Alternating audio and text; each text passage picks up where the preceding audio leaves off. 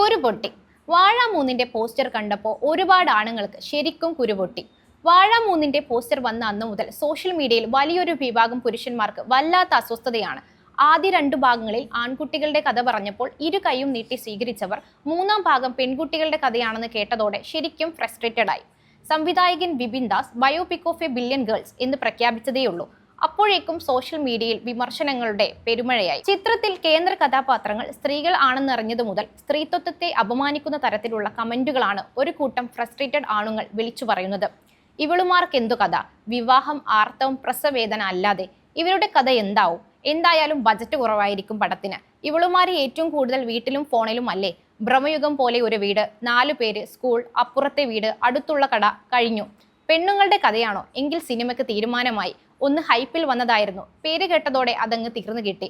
ഇങ്ങനെയൊക്കെയാണ് സോഷ്യൽ മീഡിയയിലെ പണ്ഡിതന്മാരുടെ കണ്ടെത്തലുകൾ. നോക്കൂ, എത്ര ഭീകരമായ മെയിലീഗോയാണ് ഇതിലൂടെ പുറത്തു വരുന്നത്. ഒരു സിനിമയുടെ പേരോ പോസ്റ്ററോ കണ്ട് ഇത്രയധികം വിദ്വേഷം പുറത്തുവിടുന്നവർ യഥാർത്ഥത്തിൽ സിനിമയല്ല ഭയപ്പെടുന്നത്, മറിച്ച് സ്ത്രീകൾക്ക് ലഭിക്കുന്ന സ്പേസിനെയാണ്. സിനിമ ഇറങ്ങുന്നതിന് മുൻപേ പൊട്ടി കുരുക്കൾക്കുള്ള ഏറ്റവും ശക്തമായ മറുപടിയും നിശബ്ദമാക്കപ്പെട്ട കോടിക്കണക്കിന് പെൺകുട്ടികളുടെ വിജയമായി മാറട്ടെ വാഴ 3. ആ സ്ക്രീനിൽ പെൺകുട്ടികൾ അവരുടെ കഥ പറയട്ടെ. അത് കേട്ട് നിങ്ങളുടെ ഈ കപട അൺബോധം തകർന്നു വീഴട്ടെ.